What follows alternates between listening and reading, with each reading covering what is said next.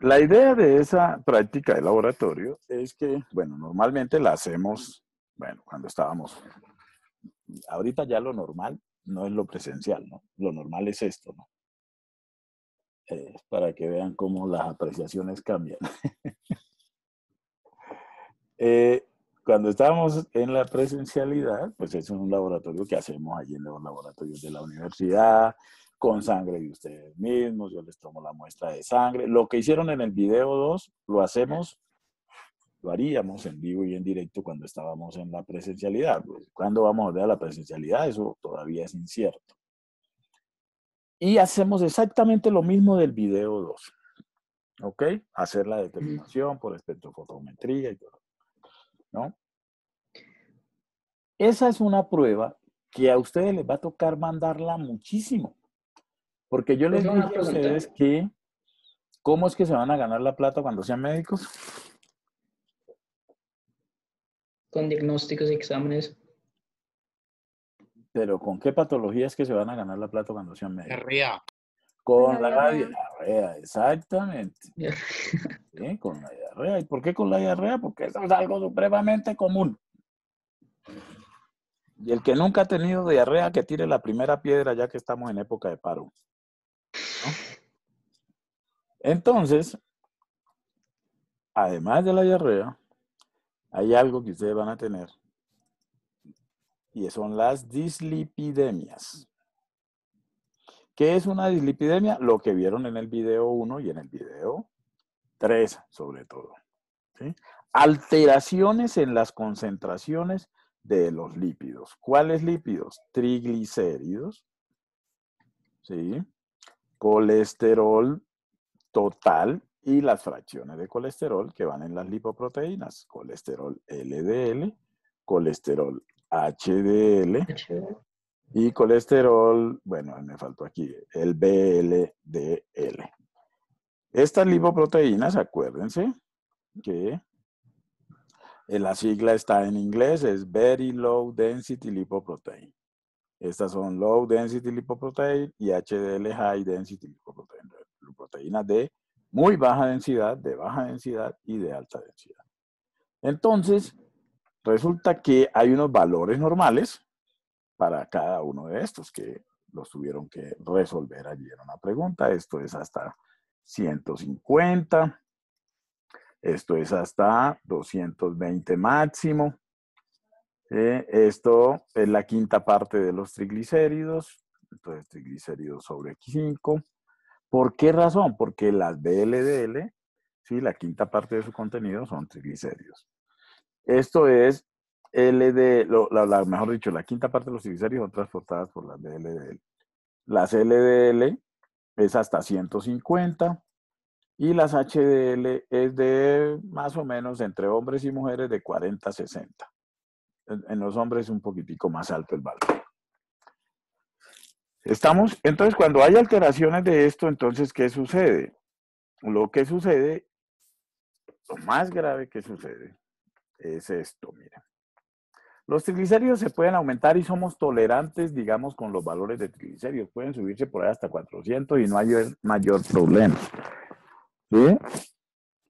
Pero con lo que no somos tan tolerantes es con los valores de colesterol. Entonces, miren lo que sucede aquí. Esto que tenemos aquí es un vaso sanguíneo. ¿Ya vieron? Ustedes están viendo histología, ¿no es cierto? Sí. ¿Ya vieron las placas de los vasos sanguíneos? Esto es una... Pues sí los vemos, pero vemos muchos muy pequeños. Ay, pues cámbiale el objetivo. Sí. Si tú lo estás viendo en 10, súbanlo a 40. O díganle a la profe, ¿quién les está dando, Leonora, o quién les está dando histología? Como 13, se me olvidó el nombre. ¿Sí? Le dicen a la profe que los deje ver en 100, en inversión, y entonces lo ven más en grandote. ¿Sí? Y entonces, así, esas placas esas colecciones que hay en la universidad son buenas.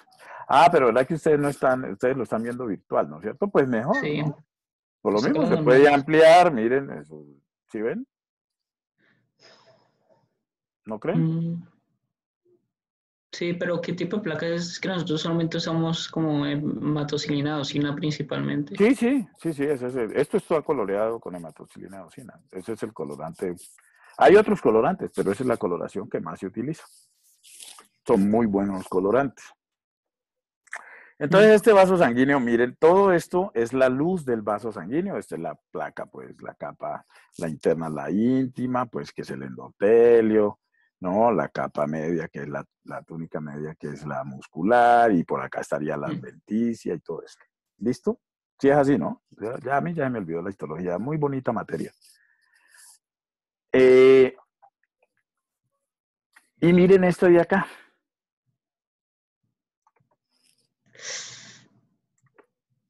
¿Cuál es la luz del vaso sanguíneo? Que está como amarillo, tendría que... No, eso no. Es reducida porque tienes Reducida. arteriosclerosis. Exactamente. La luz del vaso sanguíneo es esta, mira.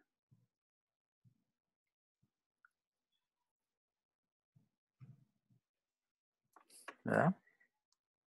Y todo esto, como lo dijo Felipe, es colesterol, acúmulos de grasa y células muertas y calcio y de todo hay aquí. Esto es lo que llamamos un ateroma. ¿Sí? Esto es un ateroma. Y entonces, ¿esto cómo se formó? Ah, no, pasaron bastantes años. Sí, esto no se formó, pues fuimos a un asado, nos comimos la carne gorda y ya el otro día amanecimos con esto. No, esto es long time, pero se va formando y esto es silencioso. Uno pues no se da cuenta que tiene esa vaina. Y resulta que esto puede crecer tanto hasta que tapona casi que totalmente el vaso. Y si además de esto somos hipertensos, entonces un aumento en la presión sanguínea rompe esto y entonces puede salir un gran pedazo de esto. Y como estos vasos sanguíneos luego se bifurcan, ¿sí o no? A vasos sanguíneos más pequeños. Y entonces puede taponar aquí. ¿Y qué pasa si este vaso sanguíneo es una arteriola coronaria? ¿Sí? Un vaso sanguíneo de corazón. ¿Qué creen ustedes que suceda si se tapona con una vaina de esas? Un infarto. Un infarto. Sí, va a haber un infarto. ¿Listo? Y entonces, pues eso no es para nada bueno. O si es en el cerebro, entonces un accidente cerebrovascular y todo eso. Entonces, eso es lo que llamamos una arteriosclerosis. Y es algo muy común en nuestra población. ¿Y ustedes cómo lo pueden detectar o sospechar que una persona pueda tener esto? Haciendo un perfil lipídico. Haciendo un perfil lipídico, ustedes claramente un colesterol de 310, 280, entonces los tiene, y la persona además de eso hipertensa, y con unos triglicéridos de 215, sí, una LDL de 190, entonces ustedes dicen, no, miércoles, esto es una bomba de tiempo. ¿Entienden la utilidad de entonces de esa prueba? Ustedes no van a hacer en su vida profesional lo del video 2. No, eso lo hacen del laboratorio, pero los del laboratorio le mandan a ustedes los resultados. ¿Sí? Y incluso les dicen método tal. Entonces, ¿para qué le mandan el método? Pues para que usted esté seguro de que ese valor lo tiene que tener en cuenta. Pero si usted ni siquiera sabe cómo diablos hacen eso en el laboratorio, pues usted crea la ciega en ese valor, por ejemplo, y de pronto el laboratorio le mandaron un mal reporte. Y entonces usted, como no, pues tiene los criterios, no hace el análisis y cree y resulta que era un mal reporte y el paciente no tenía lo que usted. Entonces ustedes tienen que saber cómo funcionan los laboratorios, ¿no? Para poder asimismo ser críticos, porque al final, ¿quién decide qué se le hace al paciente? ¿En el laboratorio? ¿En rayos X? Nosotros. ¿Y de quién es la responsabilidad si la disección no es buena? Nuestra. ¿Cómo? Nuestra, ¿no? Claro, Pues el diagnóstico lo hacemos nosotros. claro que sí. Vale. Ok. Entonces, ¿qué otra cosa del laboratorio? Entonces, ¿les quedó claro? ¿Entendieron? Profe, lo de las Dime. fuentes endógenas. ¿Las qué? Las fuentes endógenas. Ay, la de las fuentes endógenas. ¿Tú eres la misma que me estaba escribiendo por el chat? Sí, profe. Ay, Dios santo. Ok. Endógenas. Endógena es interior, internas, fuentes internas de lípidos. ¿Cuáles son las fuentes internas de lípidos? Pues los lípidos que tenemos guardados en el tejido adiposo. Los lípidos que podemos sintetizar. Vamos a ver que vamos a revisar la síntesis de colesterol. Entonces, colesterol que hemos sintetizado es una fuente endógena de colesterol. Colesterol que te consume en el pedazo de carne asada es una fuente exógena de colesterol. ¿Te queda claro? Y lo mismo para los otros lípidos y los demás nutrientes. Sí, profe. O sea, tomamos como fuente exógena esa carne que comemos y ya Claro. fuente endógena ese La, colesterol que pues, hacemos y eso. que tenemos almacenado, que hemos sintetizado, que hemos guardado en el tejido adiposo para los casos de los triglicéridos. Colesterol no se guarda en el tejido. ¿Listo? Sí, profe. Gracias. Bueno, listo. ¿Qué otra cosa?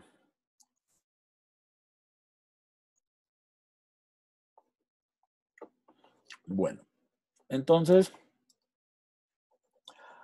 acuérdense que hasta esto del perfil lipídico, pues hasta lo del laboratorio del martes entra en el parcial, ¿no? Pues que era un complemento de lo que veníamos hablando, ¿no? Ok, vamos a hablar ahora de la biosíntesis del colesterol. ¿Y por qué vamos a hablar de la biosíntesis? Porque la degradación del colesterol, pues no es algo importante y se hace muy sencillo. ¿Cuál es la forma como eliminamos colesterol del organismo? En forma de sales o ácidos biliares. El colesterol es una molécula muy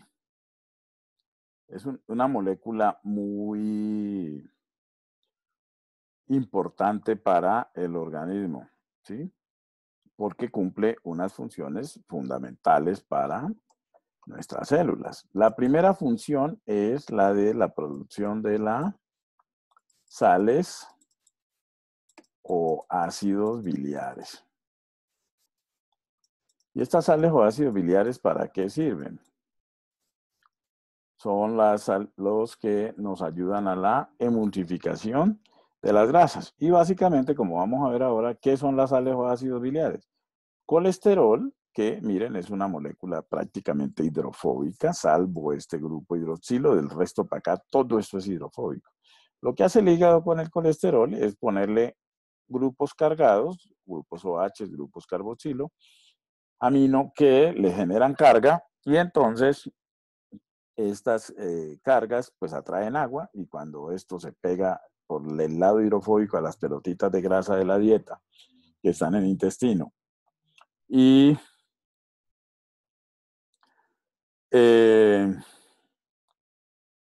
esto permite que acerque el agua y que se acerquen las enzimas lipasas y podamos hacer la digestión. Entonces, de una buena producción de sales o ácidos biliares depende una buena digestión de las grasas. Y a ese proceso le llamamos la emulsificación de las grasas. Y es fundamental esas sales biliares ahí. Por eso cuando hay problemas hepáticos en la producción de bilis o que haya que retirar la vesícula biliar, sin la cual podemos vivir, pero que de todas maneras no se va a poder almacenar bilis, entonces vamos a tener problemas de eliminar grasa en materia fecal. Y a ese síntoma se le llama esteatorrea. Y ese síntoma les va a también ayudar a diagnosticar gente, problemas hepáticos, por ejemplo. Un hepatocarcinoma, entonces el tejido funcional del hígado ha sido desplazado, la persona ya no procesa la bilirrubina, entonces la persona está un poquito amarilla. Pues ya uno, cuando una persona amarilla, piensen en una hemólisis o piensen en un daño hepático. Piensen. Eso es lo que se llama la sospecha diagnóstica, la impresión diagnóstica. De acuerdo a cómo veo al paciente, ¿qué puede tener? Entonces, ¿qué hago para confirmar mi sospecha? Mando unos exámenes. Entonces ahí está amarillo, entonces le mando bilirrubina ahí. Resulta que la bilirrubina está alta, o sea, y es bilirrubina directa, y la bilirrubina directa es la que se hace en el hígado. O sea que el problema no es de hemólisis, sino que es un problema hepático.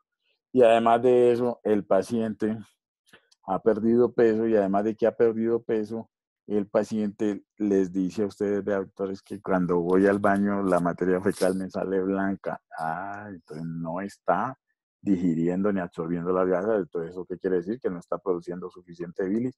Entonces, este paciente puede tener un problema a nivel de hígado, y entonces empiezan la ecografía hepática, mandan todo el arsenal de exámenes para poder detectar esto. Los médicos tienen que ser, tienen que sacar ese componente chicha que tenemos todos, o la malicia indígena. ¿Se han oído hablar de eso? Claro, profe. ¿Sí? Tienen que ser muy pillines, tienen que ser muy inquisitivos.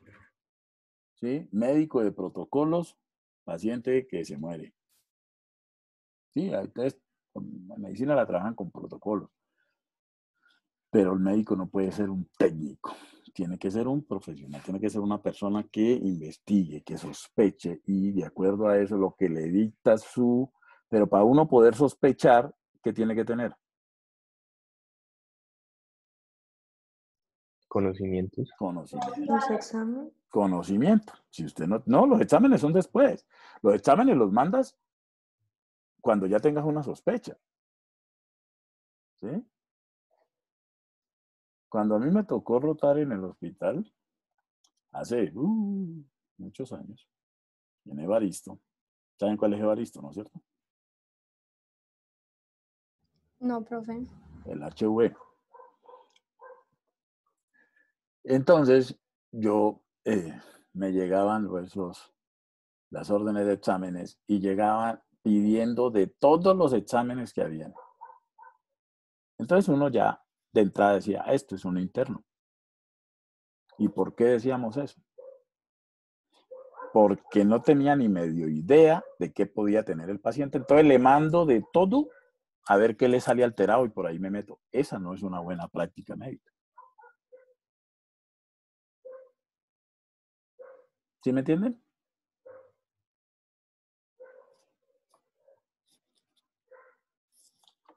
Ok. El colesterol también es muy importante, y esta es la función tal vez más importante del colesterol, que ya la hemos discutido y ya la vieron en celular, que es regular la fluidez de las membranas. ¿Qué pasa si una membrana es muy fluida, una membrana celular? ¿Qué pasa si es muy fluida? ¿Ya vieron ¿Se membrana o pierde no? la estructura? Sí, ¿Cómo? profe. Se pierde la estructura. Se pierde la estructura, y eso para la célula es bueno. No, profe. Para nada es bueno, porque todo entra, todo sale. Y si la membrana es poco fluida, pues tampoco es bueno, porque no entra nada y nada sale. Entonces las membranas tienen que ser semifluidas. Y las células están en esa situación de membranas muy fluidas, semifluidas. Entonces cuando la membrana está muy fluida, la célula estratégicamente pone colesterol. ¿El colesterol qué pasa? En su estructura tiene estos 4 anillos. ¿Sí? Estos 4 anillos que les he numerado ahí con estas letras, ¿sí? Se les conoce como el núcleo esteroide, y eso ustedes pues ya lo saben, pues ya lo hemos discutido, ¿sí? Pero este núcleo esteroide, toda sustancia que tenga este núcleo esteroide, pues es un esteroide. El colesterol, pues entonces desde esa óptica es un esteroide, pero aquellos esteroides que aquí en este, que es el carbono 3, tienen un grupo hidroxilo, se les llama esteroles. Entonces, por eso decimos que es un esterol. Y estos 4 anillos están en el mismo plano, o sea que esto es una molécula plana. Entonces, si aquí habían ácidos grasos de los fosfolípidos moviéndose para allá y para acá, ¿sí? Y lo mismo aquí, y se ponen entonces moléculas de colesterol estratégicamente, se limita la movilidad de esos ácidos grasos y entonces la fluidez de la membrana baja. Por el contrario, si la membrana está poco fluida, muy dura, entonces la célula, ¿qué hace estratégicamente? Quita moléculas de colesterol para que las cadenas de ácidos grasos de los fosfolípidos se muevan más fácilmente y haya más fluidez. ¿Ok? Entonces esa función es fundamental y esa es tal vez la función primordial del colesterol, sin decir que las otras no son importantes. Y una tercera función del colesterol es que con el colesterol hacemos las sustancias esteroides, que son básicamente hormonas. Entonces, ¿cuáles son las hormonas esteroides?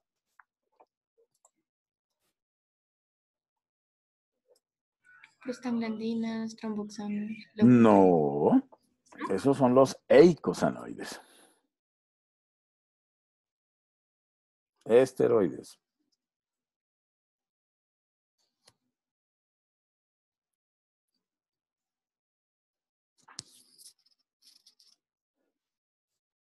¿Nada? Los esteroides son los glucocorticoides. ¿Cómo se olvidan las cosas? Esto lo vimos en primero. De los cuales el más importante, son un grupo grande de moléculas, pero el más importante es el cortisol. ¿Y se encargan de qué? Del metabolismo, activa metabolismo proteico y de carbohidratos. El cortisol se comporta a veces como la adrenalina. Tenemos a los mineralocorticoides,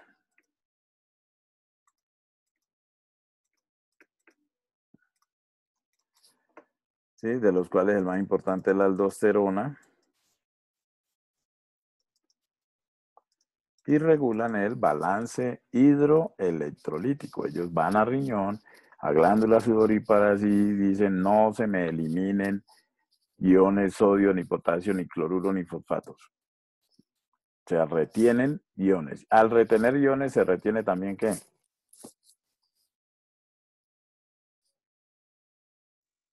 ¿Qué Agua. se retiene Agua. si se retienen iones? Agua. Agua. Entonces, por eso es que regulan el balance hidro-agua electrolítico. ¿Ok? La aldosterona y dos mineralocorticoides. Ahora,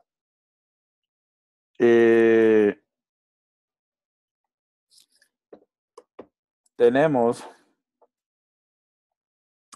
las otras hormonas esteroides. Estas, las últimas, ¿sí las saben o no?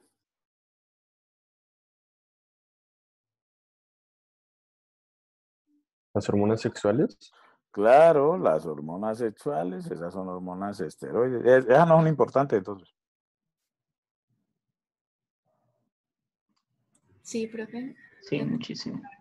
Si no es por Testosterona esas y hormonas sexuales, les cuento que estrógeno. no estaríamos aquí. Ninguno de nosotros. Entonces, las hormonas sexuales son fundamentales, porque en primer lugar definen las características sexuales masculinas y femeninas, y por eso tenemos los dos géneros, ¿sí? Y esas características sexuales, acuérdense que hay unas que son primarias y otras que son secundarias. Y además de eso, ¿sí? Son las que estimulan a las gonias para poder que se produzcan las células reproductoras, que son los espermatozoides en los hombres y los óvulos en las mujeres. Entonces ahí es muy importante la progesterona. Y además de eso, de no ser por la testosterona, no nos gustaría otra persona, ¿sí? Porque la hormona del deseo sexual es la testosterona. Entonces esas hormonas sexuales también son hormonas esteroides, ¿sí? Y también se hacen a partir del colesterol, ¿sí? ¿Dónde se hacen todas estas hormonas? Se hacen en las glándulas suprarrenales, las tres familias de hormonas, pero las sexuales, acuérdense que también se hacen en las gónadas, en los testículos, en el caso de los hombres, y en los ovarios, en el caso de las mujeres. Y se hacen el insumo, la materia prima para poder hacer esto es el colesterol, ¿ok? ¿Estamos? Entonces, si ustedes miran bien esta molécula de colesterol, básicamente lo que tiene son uniones de esta moleculita. ¿Y esta moleculita qué es? Una molécula de acetato, de acetil. Entonces el colesterol lo vamos a hacer con el acetil, que activado va a ser entonces el acetil-CoA. ¿Listo? Entonces, la idea es unir moléculas de acetil-CoA hasta llegar a formar esta molécula. Esto es un proceso largo. El colesterol, pues es un derivado y todos los esteroides del isopreno. El isopreno ya lo conocemos, es un hidrocarburo sencillo con 2 insaturaciones. La idea es con el acetil-CoA llegar a sintetizar isopreno y luego unir moléculas de isopreno hasta llegar a formar el colesterol. ¿Listo? Es tan importante el colesterol que lo consumimos en la dieta, ¿sí? Y abundantemente. Y además de eso tenemos la capacidad de sintetizarlo, de hacerlo. ¿Y es por qué? Porque tienen que haber unos muy buenos niveles de colesterol. ¿Listo? La síntesis de colesterol involucra muchas reacciones. ¿Dónde se hace esta síntesis de colesterol? En primer lugar, esta síntesis de colesterol se hace en hígado principalmente. ¿Listo? ¿En qué parte de los hepatocitos? En el citoplasma están las enzimas. La mayoría de las enzimas para la síntesis de colesterol están en citoplasma y algunas están, las de las etapas más tardías, están en el retículo endoplásmico liso. Y tercero, este se puede hacer dependiendo de los niveles que tengamos de colesterol en estado postprandial o en estado de ayuno temprano. ¿Sí? Eso depende de los niveles de colesterol que tengamos, que estemos necesitando. ¿Ok? Recuerden que el colesterol no se almacena, a diferencia de los ácidos grasos, que sí los almacenamos en tejido adiposo. El colesterol se utiliza y va llegando a las células y se va gastando. ¿Ok? ¿Estamos hasta allí claros? ¿Sí o no? Sí, profe. Sí, profe. Sí, profe. Ok, bueno. Entonces, vamos a ver en qué consiste la síntesis. Les dije que son muchas reacciones, entonces, para entenderlo y facilitar el entendimiento, se ha dividido en etapas. La primera etapa en la síntesis de colesterol va a partir de acetato, lógicamente acetato activado, ¿sí? Acetato activado. Y a ese acetato activado, que es el acetil-CoA, por varias reacciones, este 1 aquí no implica que es una reacción, son varias reacciones hasta llegar a este compuesto que se llama mevalonato. ¿Listo? Esa es la primera etapa. La segunda etapa, esta primera etapa ocurre en citoplasma. La segunda etapa, que también ocurre en citoplasma, vamos a pasar de mevalonato por varias reacciones hasta llegar a esta molécula, que es una molécula de isopreno activada. ¿Activada por qué? Porque va a estar unida a un pirofosfato. ¿Sí? Luego de tener esas moléculas de isopreno activado, entonces, ¿ahora qué se hace? Se empiezan a unir esas moléculas de isopreno cabeza y cola. Acuérdense que en el isopreno le llamamos la cabeza y a la cola, y se puede unir con la cabeza de otro isopreno y así sucesivamente. Y se van formando largas cadenas. Esa es una de las ventajas del isopreno. Hasta llegar a formar que es un triterpeno, que cada rayita me está separando las moléculas de isopreno. Esto es un triterpeno lineal, ¿sí? pareciera cíclico, pero no es cíclico, porque aquí falta cerrar, aquí también falta, ya asemeja como la molécula de colesterol, pero no lo es. Falta ciclar esto. Y entonces este señor es el escualeno. Y se le llama escualeno porque se extrajo inicialmente de los escualos. ¿Quién conoce los escualos?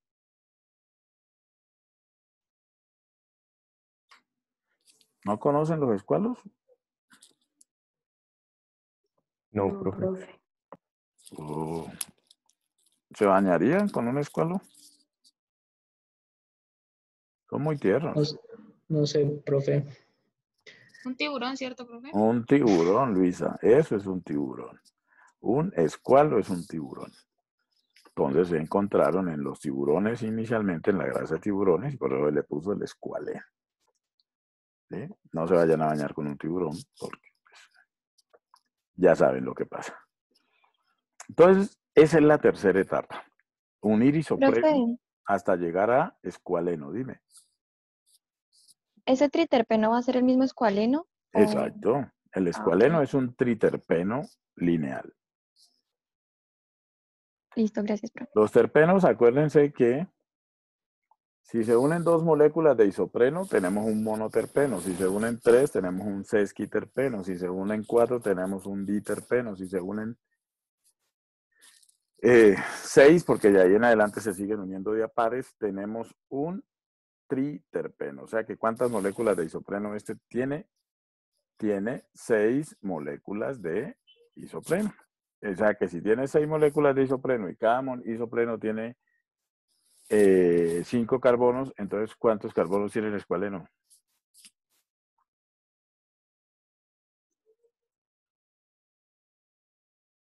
30. 30 carbonos, exactamente. Listo. Hasta allí, entonces, esto se hace en citoplasma. Ahora, ese escualeno entra al retículo endoplásmico liso en nuestras células y allí continúan las siguientes reacciones. Las siguientes reacciones consiste en ciclar ese escualeno, ¿sí? Poder terminar de hacer aquí los enlaces hasta llegar entonces al colesterol. Esta etapa requiere muchísimas reacciones, muchas reacciones. ¿Estamos? Entonces vamos a ver cada etapa con sus respectivas reacciones. Profe, una pregunta, ¿qué es lo que era 30? El triterpeno tiene 30 carbonos. Listo, gracias. Entonces, ¿cómo empieza el proceso? El proceso empieza con la materia prima para hacer colesterol, el acetil-CoA. Ya lo conocemos. Entonces, dos moléculas de acetil-CoA se condensan, o sea, se unen entre sí por una reacción que ya conocemos, la tiolasa, y lo convierten entonces se libera una molécula de coenzima A, las une a las dos y se convierte esto en acetoacetil-CoA. El acetoacetil-CoA lo agarra esta enzima, la hidroximetil-glutaryl-CoA sintetasa. ¿Ok? Esta hidroximetil-glutaryl-CoA sintetasa, utilizando Profe, otro acetil-CoA, dime. qué pena, es que se me cortó después de que dijiste que salía una coenzima de acetil-CoA. Sí, ¿Aquí? profe, a mí también. Espérenme un momentico, miro, es que yo tenía problemas de conexión y aquí estoy con mis datos. Esperen, yo me paso a la red a ver si ya se arregló un poquito. Denme un chancecito porque de pronto no son ustedes, sino que yo estoy aquí con los datos, estoy conectado con los datos.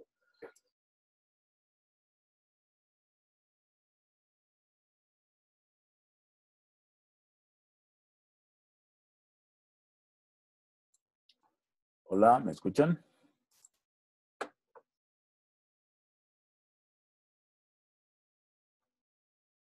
Hola. Hola, ¿me escuchan? Hola. Ole, ole, ole.